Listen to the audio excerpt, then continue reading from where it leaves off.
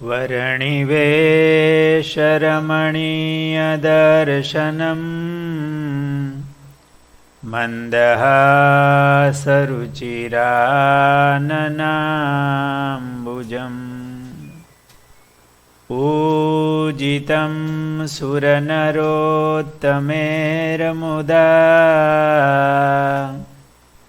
धर्मनन्दनमहं विचिन्तये। ॐ अवतारिणे श्रीस्वामिनारायणाय नमो नमः। ॐ श्रीहरिकृष्णाय नमो नमः। ॐ श्रीपूर्णपुरुषोत्तमाय नमो नमः।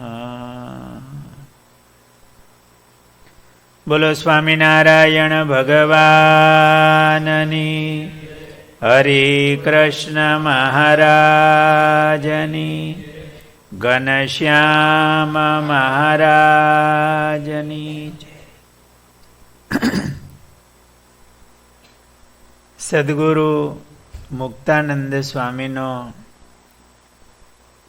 महिमा सद्गुरु गुणातीतानंद स्वामीए એમની વાતોમાં વારંવાર પ્રસંગે પ્રસંગે કહ્યો છે.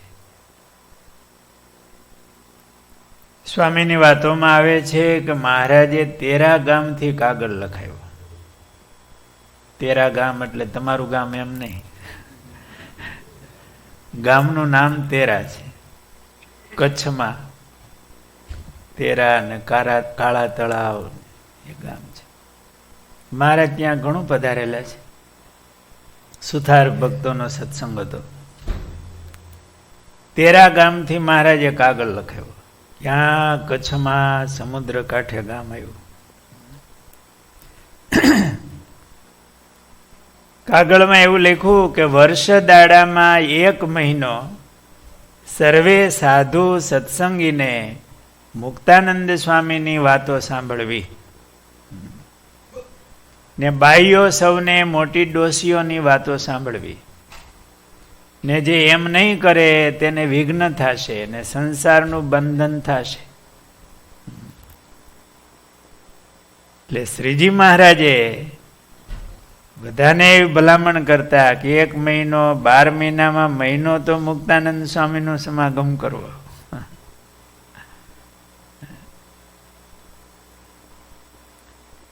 તો આ શ્રીજી મહારાજના હૃદયમાં એક આદર્શ હતા મુક્તાનંદ સ્વામી, અને એવા સાધુતાની મૂર્તિ હતા. એમની વાતોથી સૌને આ સંસારનું બંધન તૂટતા, મહારાજમાં જોડાતા. ગુણાતીતાનંદ સ્વામી યાદ રાખીને આ વાત લીખી અને કહ્યું. સ્વામીએ વાતોમાં એવું લખ્યું, મુક્તાનંદ સ્વામી જેવા સાધુનો અહોરાત્રિ નિરંતર સમાગમ કરે ત્યારે પૂરા સાધુ થવાય ને સાધુતા વગર સુખ આવે નહીં ને આત્યંતિક મોક્ષ પણ થાય નહીં. તે જેટલી કસર રહેશે તેટલી કસર ટાળવી પડશે. અહોરાત્રિ નિરંતર સમાગમ કે મુક્તાનંદ સ્વામી જેવા સાધુ ન કરો. એટલે આદર્શ કોઈ દ્રષ્ટાંત દેવું હોય તો મુક્તાનંદ સ્વામીનું આપે.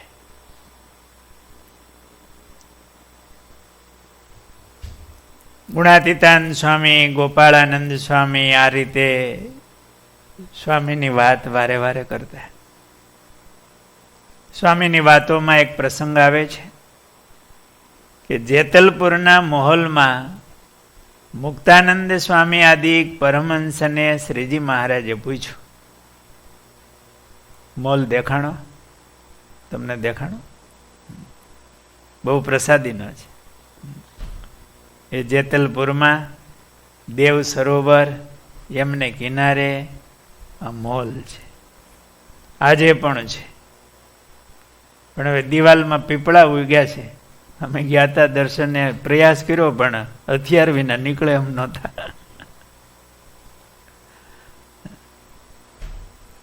બહુ મજબૂત દિવાલો. મહારાજનો ત્યાં ઉતારો રહેતો, બાજુમાં ફૂલવાડી, બોરસલી. આજે પણ એ મુક્ત પ્રસાદીના છે જ. મહારાજ એમની નીચે બેસતા.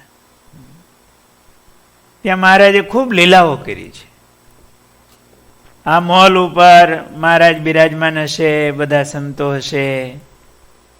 એમાં મુક્તાનંદ સ્વામી વગેરે પરમહંસને મહારાજે પૂછ્યું કે અમે જે જે ધામમાં જઈએ છીએ તે ધામમાં તમારા વખાણ થાય છે. મહારાજ તો બધા ધામમાં જાય, એ બધા ધામના ધણી. એમને જે બ્રાન્ચમાં જવું હોય ત્યાં જાય.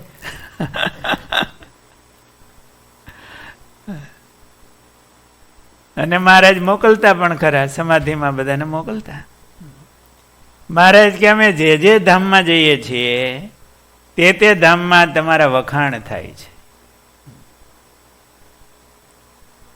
ને જે જે શાસ્ત્ર સાંભળીએ છીએ તે શાસ્ત્રમાં પણ તમારા વખાણ થાય છે. તે તમારામાં એવી શી મોટપ છે જે સર્વે ઠેકાણે તમારા વખાણ કરે છે?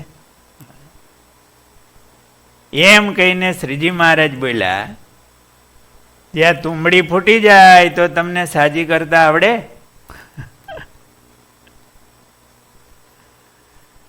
ત્યારે મુક્તાનંદ સ્વામીએ કહ્યું, જે ના મહારાજ.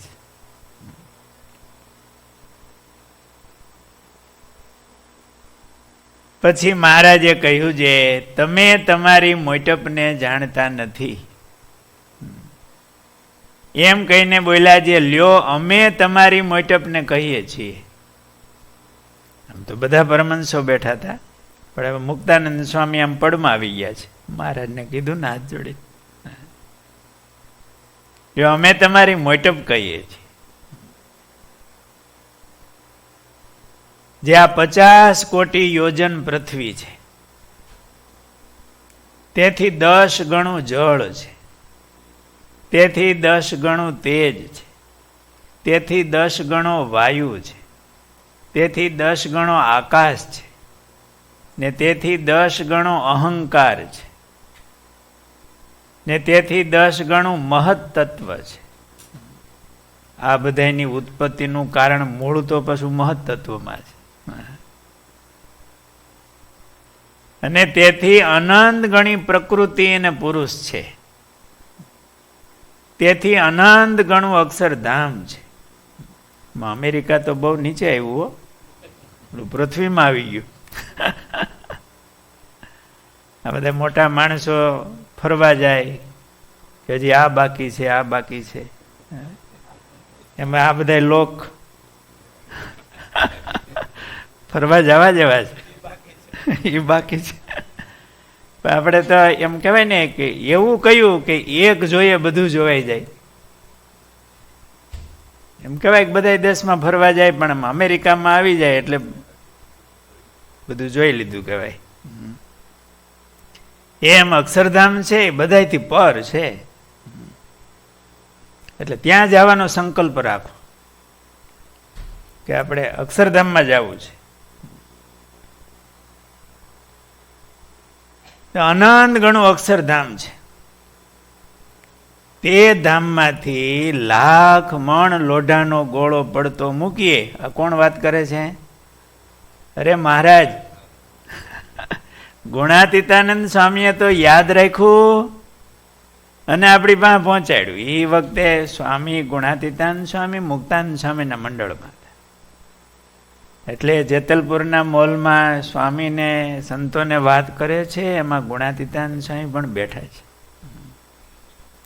અને સ્વામી આવી વાત તો બરોબર યાદ રાખતા પહેલેથી, અને યાદ રાખીને પાછું અત્યારે સંતોને કહે છે. તો ગુણાતીતાનંદ સ્વામી વાત કરી, પણ મહારાજ મુક્તાનંદ સ્વામીને આ વાત કરે છે. કે તે ધામમાંથી 1,00,000 મણ લોઢાનો ગોળો પડતો મૂકીએ, એ વાયુને લેરખે ઘસાતો ઘસાતો પૃથ્વી ઉપર આવે ત્યારે રજ ભેળો રજ થઈ જાય. એટલે છેટે અક્ષરધામ છે. પણ જો અહીં અલ્પ જેવો જીવ હોય ને તમે એમ ધારો જે આ જીવ અષ્ટાવરણ પાર જે અક્ષરધામ તેમાં જાય તો તત્કાળ જાય, એવું તમારા સંકલ્પમાં બળ છે. મહારાજ કીધું ને, લ્યો અમે તમારી મોટાઈ કહીએ. સ્વામી, તમારા સંકલ્પમાં એવું બળ છે કે તમે ધારો અને સંકલ્પ કરો તો અહીંયા કેવો જીવ કીધો? અલ્પ જેવો જીવ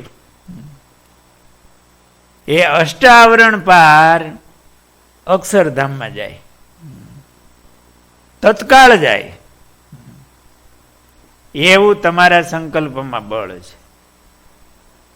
ત્યાંથી અહીંયા આવતા 15 કલાક લાગે છે, 20 કલાક ઇન્ડિયાથી. તત્કાળ એ જ સમયે, વાર જ ન લાગે. જેમ જતરડામાં ઘાલીને પાણો ભગાવી નાખે, તેમ તમે પણ જે જીવને અહીંથી અક્ષરધામમાં ભગાવો તેને ત્યાં જતા વચમાં કાળ માયાદી કોઈ આડું આવી શકે નહીં. એવું તમારા કાંડામાં બળ છે. કાળ ને માયા ને કોઈ આડું ન આવે અને જીવને ત્યાં પહોંચાડી દે, એવું તમારા કાંડામાં બળ છે. પણ તમે તમારી મોટપને જાણતા નથી. ને વળી તમ જેવા જે સંત તેને કોઈ ભાવે કરીને જમાડે, તેને કોટી યજ્ઞનું પુણ્ય થાય છે ને તેનો મોક્ષ થાય છે. ને તમારા ચરણનો કોઈ સ્પર્શ કરે છે, તેના કોટી જન્મના પાપ નાશ પામે છે. અને તમને ભાવે કરીને જે વસ્ત્ર ઓઢાડે છે તેનું પરમ કલ્યાણ થાય છે. ને તમે જે જે નદી, તળાવ, કૂવા તેને વિશે નાહો છો તે સર્વે તીર્થ રૂપ થાય છે. ને તમે જે વૃક્ષ તળે બેઠા હો ને જે વૃક્ષનું ફળ જેમાં હો તે સર્વેનું રૂડું થાય છે. ને તમારા કોઈ ભાવે કરીને દર્શન કરે છે, કોઈ તમને ભાવે કરીને નમસ્કાર કરે છે, તે સર્વેના પાપનો ક્ષય થાય છે. મહારાજે વચનામૃતમાં પણ કીધું છે, બળદેવજી આગળ વૃક્ષ વેલીને ભાગ્યશાળી ગણ્યા. એ તમને વંદન કરે છે, ફળ આપે છે. ને તમારા કોઈ ભાવે કરીને દર્શન કરે છે, કોઈ તમને ભાવે કરીને નમસ્કાર કરે છે, તે સર્વેના પાપનો ક્ષય થાય છે. ને વળી તમે જેને ભગવાનની વાત કરો છો ને કોઈને નિયમ ધરાવો છો તેનો મોક્ષ થાય છે.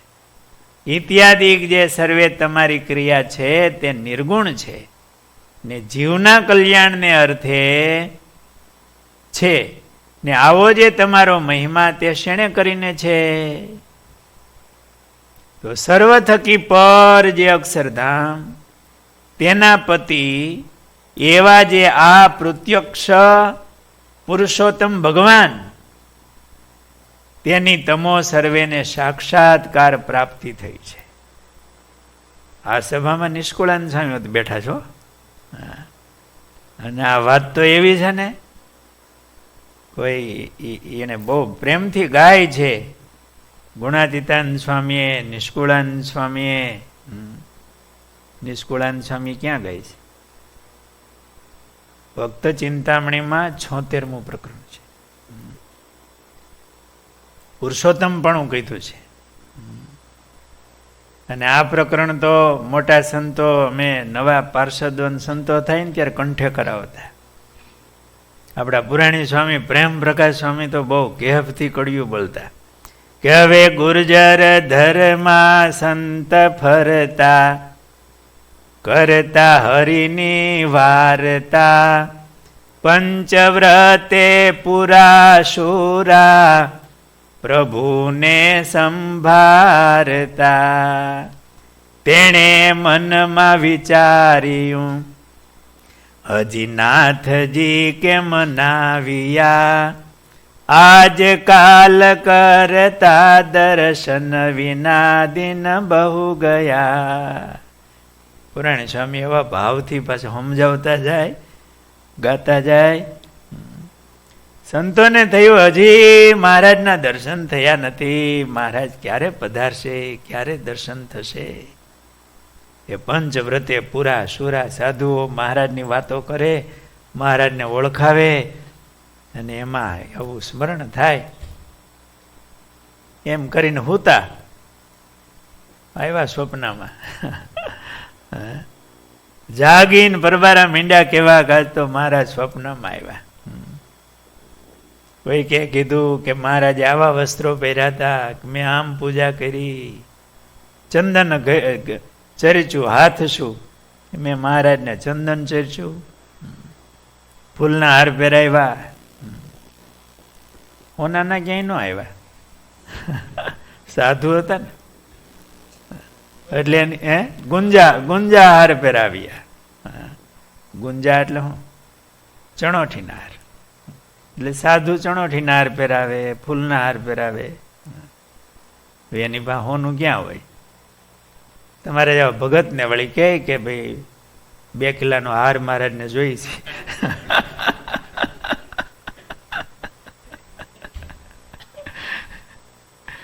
જયભાઈ ડલાસ હાર મોકલો તો ઘનશ્યામ મહારાજ હાટો સ્વામીને વાત કરતા હતા. તો ઘનશ્યામ મહારાજને ધરાવી અને પાછો મોકલી દીધો. લ્યો આ ફોટો પાડીને કે મહારાજે પહેર્યો અને આ તમને પ્રસાદીનો પાછો.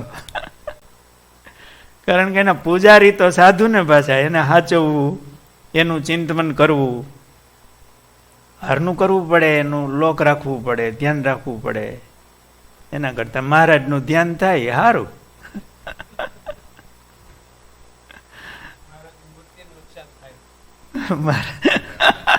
આ વળી કોઈક ચોર આવે તો વળી ખેંચે તો વળી એવું થાય. ઠીક, હું વાત કરતા હતા ગુંજા હાર પહેરાવ્યા ને ફૂલના હાર ને આવા સ્વપ્ન આવ્યા. પછી તો મહારાજ બહુ સરસ, આખું એવું પ્રકરણ સરસ છે. પછી મહારાજ બેઠા છે અને આ વાતો કરી છે રાત્રે રંગમહોલ ઉપર બેહીને. પુરુષોત્તમપણાની મહિમાની આ વાત આવી. જો માટે હવે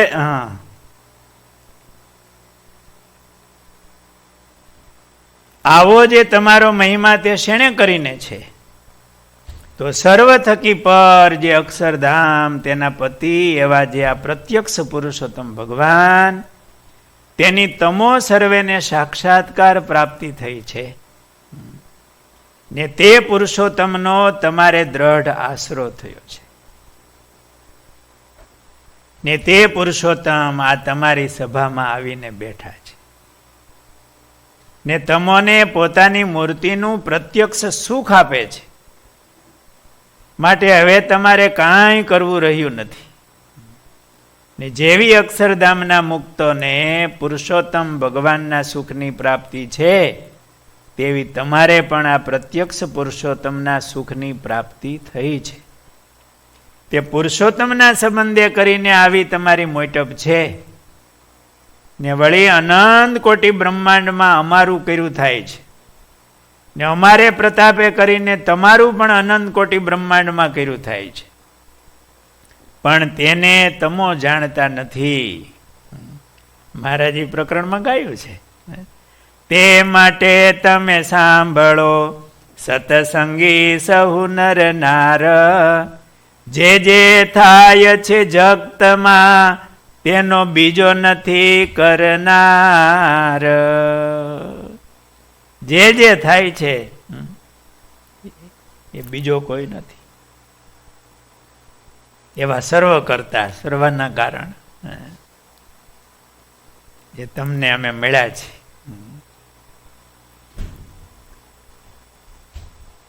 માટે નિર્ભય થઈને પ્રત્યક્ષ પુરુષોત્તમનું સ્મરણ કરજો, પણ આ લોકના દુઃખે કરીને દુઃખ પામશો નહીં.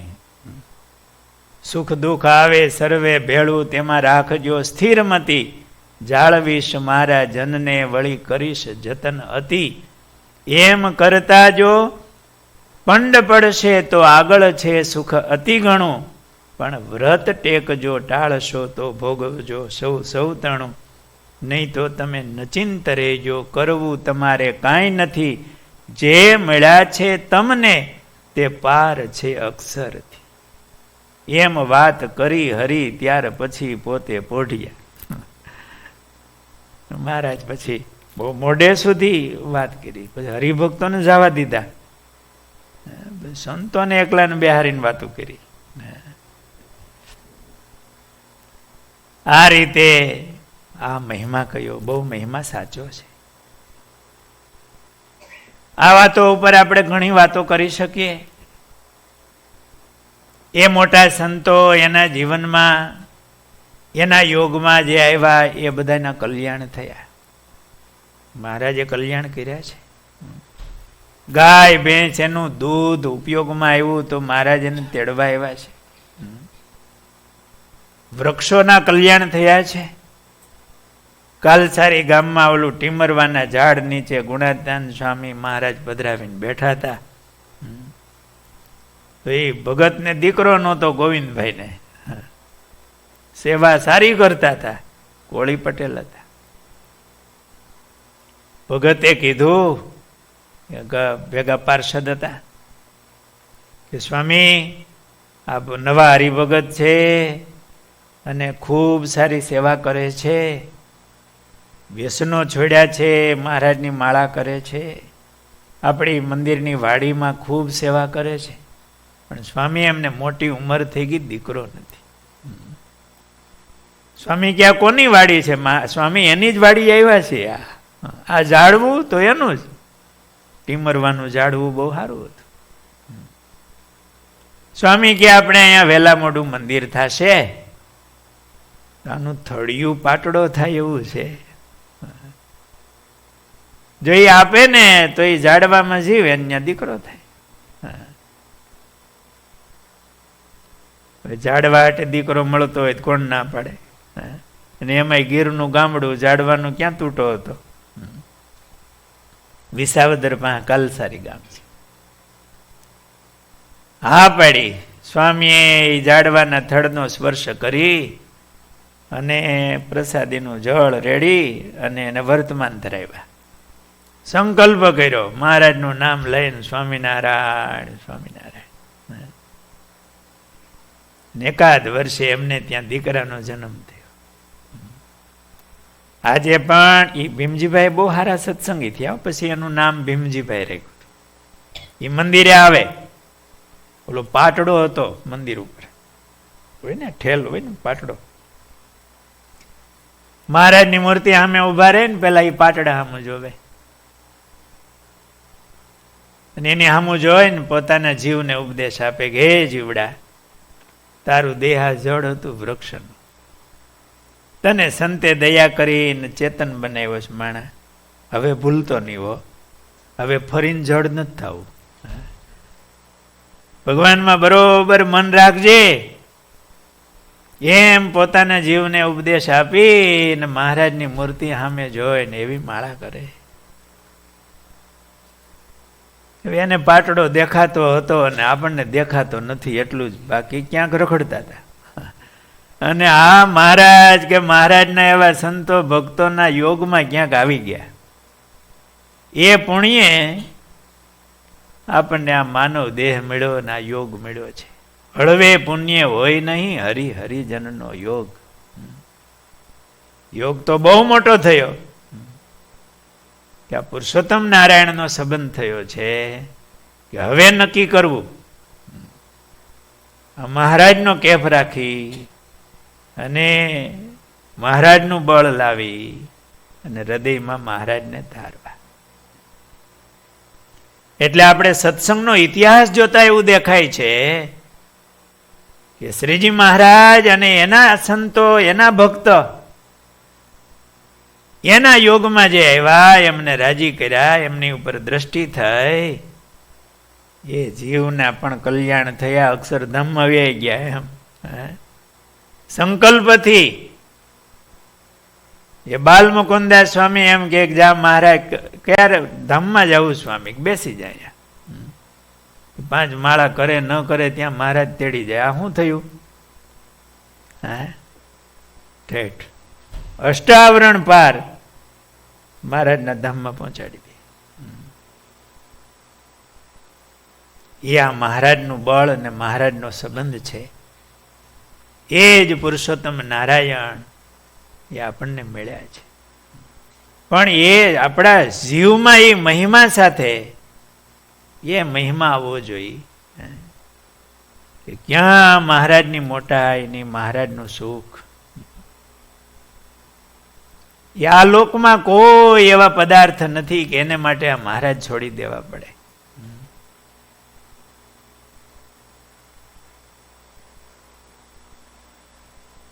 સ્વામીએ વાતોમાં એવું લખ્યું, મચ્છરથી ગરુડ સુધીના ભેદ કીધા.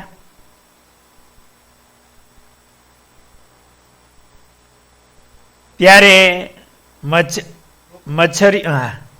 મચ્છરિયું સ્વામી શું મુક્તના ભેદ કીધા, મચ્છરથી ગરુડ સુધી.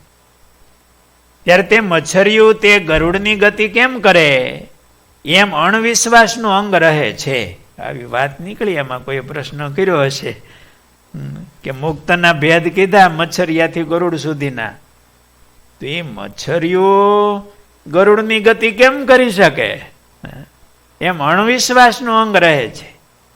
ત્યારે સ્વામી બોલ્યા, આપણે કેવા મચ્છરિયા જેવા ગરુડ જેવા. પછી ગરુડની હારે ગતિ કરીને ઠેઠ અક્ષરધામમાં જવું.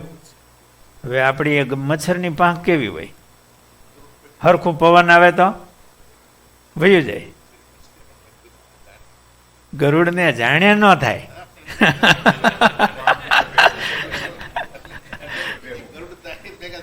ગરુડની પાંખમાં બેસી જવું પડે એમ, એની પાંખમાં બેસી જવું પડે. ત્યારે સ્વામી બોલ્યા, જે ગરુડ પૃથ્વી ઉપર આવ્યો હોય ને તેની પાંખમાં મચ્છરિયું બેસી જાય તો કેટલો પ્રયાસ પડે? ત્યારે કહ્યું કાંઈ પ્રયાસ પડે નહીં. ત્યારે સ્વામી બોલ્યા, જે આ મુક્તાનંદ સ્વામી, ગોપાળાનંદ સ્વામી તે તો ગરુડ જેવા છે. ગુણાતીતાનંદ સ્વામીએ સ્વામીને યાદ કર્યા, એ તો ગરુડ જેવા છે. તેની પાંખમાં આપણે બેસી ગયા છીએ, માટે કોઈ ચિંતા ન રાખવી, એની પાંખમાં બેસી જાવ. પેલું પાંખમાં કઈ ઉંદર બેઠો, ત્યાં એને કોતરવાનું ચાલુ કર્યું.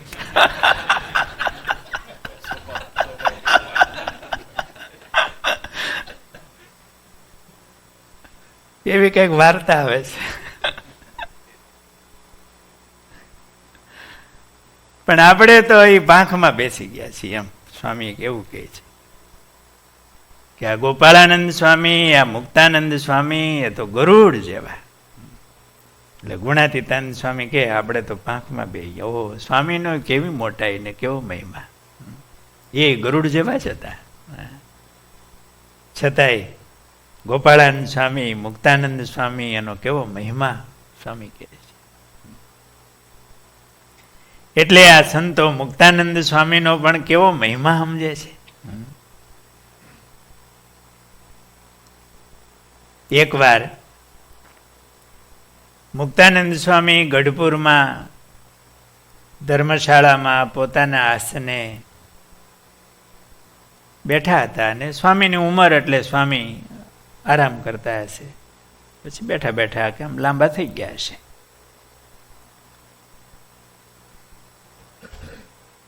ગ્રહસ્થો ફરતા બેઠા હતા, સાધુ તથા ગ્રહસ્થો ફરતા બેઠા હતા, પણ સ્વામી વાતચીત કરતા ન હતા, કેમ કે અવસ્થાને લીધે બોલાય નહીં.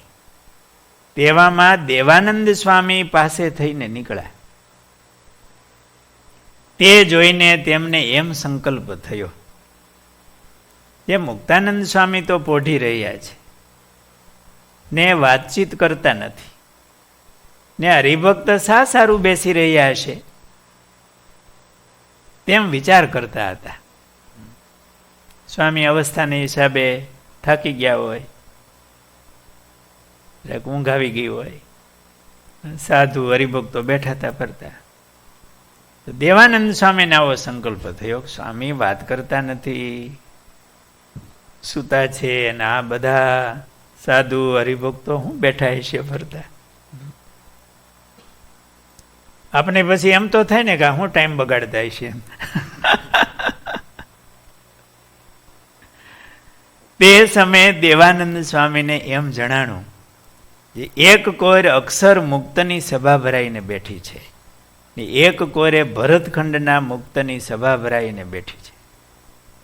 તેવું મહારાજની ઈચ્છાથી જણાણું, એવું દર્શન થયું. પછી સ્વામીને એમ થયું જે ઓહો, આવા મોટા સંત બેઠા હોય ત્યાં અક્ષર મુક્ત સહિત મહારાજ બિરાજે છે. મહારાજ વિના એવા મુક્ત ક્ષણ માત્ર રહેતા નથી. માટે મોટા વાતો કરે અગર ન કરે તો પણ તેની છાયામાં અપરિમિત સુખ રહ્યું છે. કારણ કે મુક્તાનંદ સ્વામી જેવા સાધુ એ તો અખંડ મહારાજને ધારીને બેઠા છે. મહારાજના સાનિધ્ય વિના તો એ રહેતા નથી. એટલે એમની પાસે પણ આમ સુખ શાંતિ રહ્યા હોય, ત્યાં ગાઢ સંકલ્પ નજીક ન આવે. એટલે મોટા સંતો જૂના સમયમાં ધર્મશાળા હોય, મોટા સાધુ સૂતા હોય તો સંતો આજુબાજુમાં સૂવે. અને ક્યારેક મોટા સાધુ આમ આટો મારતા હોય તો એમની નજર થતી હોય, નજર પડે, નજીક સૂતા હોય તો સ્વપ્ન દોષ પણ ન આવે, અંદરમાં બીજા ઘાટ ન થાય. કારણ કે એવા સાધુ છે એ મહારાજને ધારી રહ્યા છે, એનો પ્રભાવ. મુક્તાનંદ સ્વામી ફરતા સાધુ અને હરિભક્તો બેઠા હતા. એમનું સાનિધ્ય છે એ નૈમિષારણ્ય ક્ષેત્ર જેવું હોય. એવા સંત જ્યાં હોય ત્યાં નૈમિષારણ્ય ક્ષેત્ર જાણવું, એવું કીધું. જ્યાં ઇન્દ્રિયોની વૃત્તિ કુંઠિત થઈ જાય. એટલે દેવાનંદ સ્વામીને આવા દર્શન સ્વામીના સાનિધ્યમાં થયા.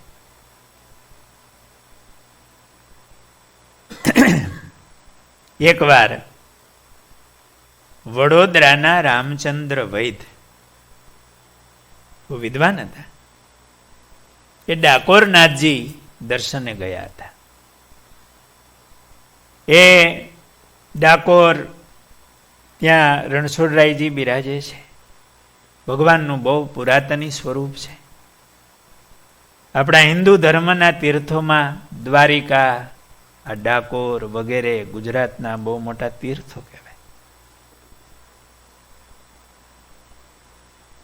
આ રામચંદ્ર વૈદ્ય એમને ડાકોર પ્રત્યે આસ્થા, ત્યાંના એ મુખ્ય ભક્ત ગણાતા. દર્શને જાય, મુમુક્ષુ હતા. એના મનમાં એવું સંકલ્પ થયો કે મારું કલ્યાણ થશે કે નહીં થાય, એવું મનમાં. તેની પરીક્ષા મારે કરવી, અને તે પરીક્ષા મારે ડાકોરનાથજી પાસેથી કરવી.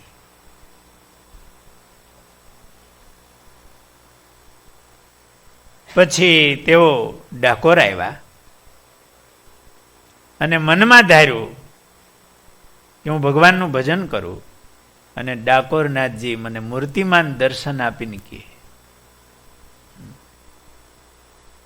ત્યાર પછી મારે અંજળ લેવું.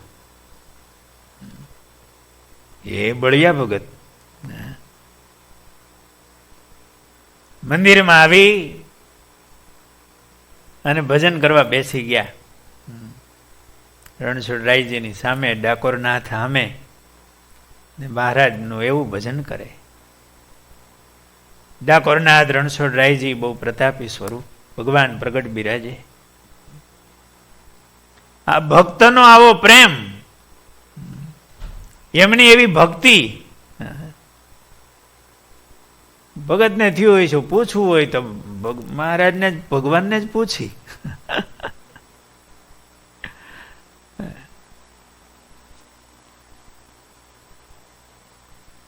ત્યારે સ્વયં ભગવાન વિપ્રનું સ્વરૂપ ધારણ કરી અને રામચંદ્ર વૈદ્ય પાસે પધાર્યા અને બોલ્યા કે તારા જીવનો મોક્ષ કરવો હોય તો અમદાવાદમાં સ્વામિનારાયણના સાધુ મુક્તાનંદ કરીને છે, તેમને જઈને મળો, એમનો સત્સંગ કરજો, તારું કલ્યાણ થશે. પછી વૈદ્યે કીધું કે તમે કોણ છો? ત્યારે ભગવાને કીધું હું ડાકોરનાથ પંડિત છું. ત્યારે વૈદ્યે કીધું તેની મને શી રીતે પરીક્ષા થાય? કરવું તો પાકું જ કરવું ને. ત્યારે ભગવાને કીધું, વિપ્ર રૂપે આવ્યા હતા, કે આ મૂર્તિમાં હું પ્રવેશ કરું તો તારે જાણવું જે ડાકોરનાથ છે.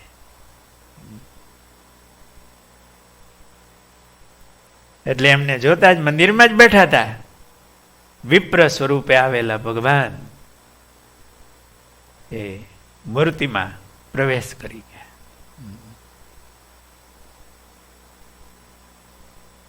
ક્યારેક એ બાજુ જવાનું થાય ત્યારે ડાકોરનાથના દર્શન કરવા પધારજો.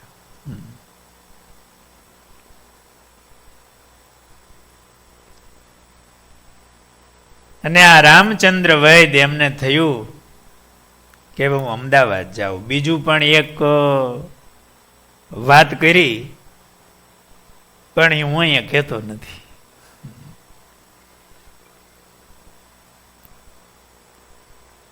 પોતાની સાથે પોતાના ઘરવાળા હતા, પરિવાર સાથે આવ્યા હતા. એટલે એમને કીધું મારે અમદાવાદ કામ પ્રસંગને લીધે જવાનું છે, માટે તમે સૌ ઘરે જાઓ. એટલે પરિવારના સભ્યોને એના ઘરનાને વડોદરા રહેતા વડોદરા મોકલા અને પોતે એકલા અમદાવાદ આવ્યા. ત્યાં હેમાભાઈ અઠીભાઈને ઘેર ઉતારો કર્યો. પછી તેમણે ઘણો જ આદર સત્કાર કરીને રાખ્યા. એમના કોઈ સંબંધી હશે ઓળખીતા હેમાભાઈ અઠીભાઈ. તેમને વૈદરાજે પૂછ્યું કે અહીંયા સ્વામિનારાયણના સાધુ મુક્તાનંદ કરીને છે? ત્યારે કહ્યા હા, અહીંયા ભિક્ષા કરવા માટે આવે છે અને નવા વાસમાં ઉતરેલા છે. પછી વૈદ્યે કહ્યું મારે તેમના દર્શન કરવાની જરૂર છે. પછી પોતાની સાથે 2-4 માણસોને લઈ પોતે ગાડીમાં બેસીને સ્વામીના દર્શને ગયા. સ્વામીએ વૈદ્યને આવતા જોઈને સંતોને કીધું, સ્વામી ઓળખી ગયા છે રામચંદ્ર વૈદ્ય. સંતોને કીધું આ વૈદરાજને દીવાનની હારે સ્નેહ છે, વડોદરાના દીવાન હારે, અને એ મહારાજના બહુ વિરોધી હતા. માટે તે જો મહારાજના સમાચાર પૂછે તો તમે સૌ ઉત્તર આપજો. સ્વામીએ સંતોને ભળાવ્યું. કેમ જે દીવાનજી મહારાજના દ્રોહી છે, માટે વૈદરાજને કદાચ તેણે મોકલા હોય. તપાસ કરો સ્વામિનારાયણના સાધુ પાસે જઈને કે સ્વામિનારાયણ અત્યારે ક્યાં છે. પછી વૈદ્ય આવીને સ્વામીને પગે લાગ્યા. સ્વામીએ આસન નખાવી દીધું. મુક્તાનંદ સ્વામી તો પરમ વિવેકી આસન ઉપર બેસાડ્યા. સ્વામી એમની આગળ નીતિની બધી વાતો કરી. રામચંદ્ર વૈદ્ય સ્વામીને કીધું સ્વામી મહારાજ ક્યાં બિરાજે છે? પછી કેટલાક સાધુ બોલ્યા કે અમને બરાબર ખબર નથી. પછી વળી વૈદ બીજે દિવસ સ્વામીના દર્શને આવ્યા.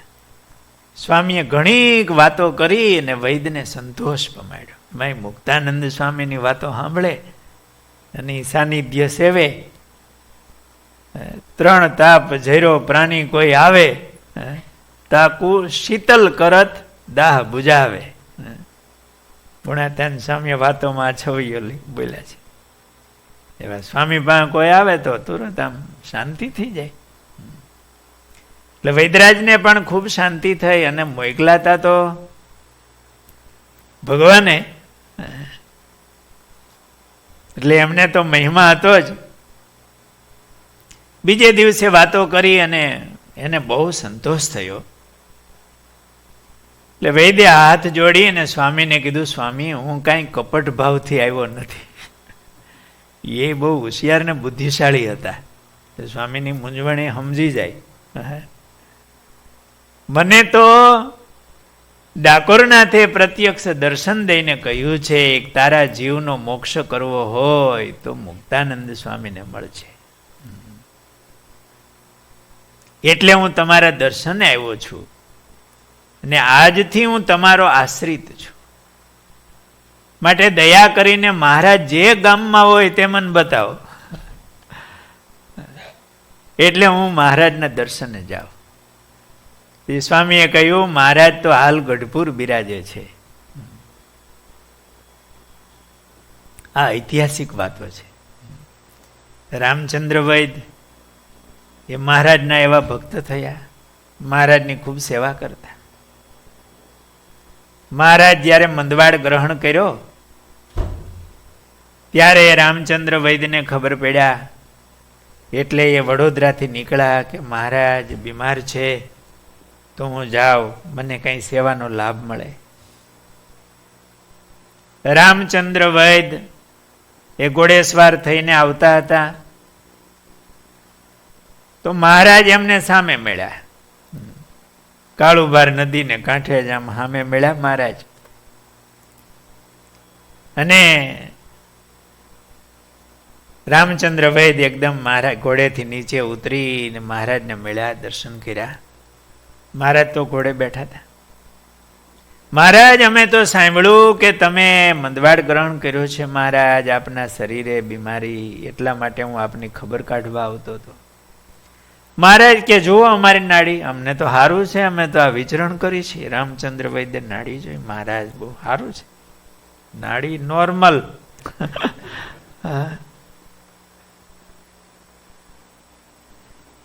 મહારાજ કે અમે હમણાં આમ આગળ જઈને આવી છીએ, તમે જાઓ ગરડા. અને દિવસ હતો એકાદશીનો અને મહારાજ 10મીને દિવસે તો ધામમાં પધાર્યા હતા. પણ રામચંદ્ર વૈદને આશ્વાસન આપવા માટે મહારાજે અગાઉથી દર્શન દીધા અને એમને યારે વાત કરી અને દર્શન દીધા અને આશ્વાસન આપ્યું. પછી રામચંદ્ર વૈદ ત્યાંથી નીકળ્યા ગઢપુર જવા માટે. તો નિંગાળા અને ઉગામેડી વચ્ચે એક ખીજડો છે, ત્યાં ગાડું છોડીને બેઠા હતા રામચંદ્ર વૈદ.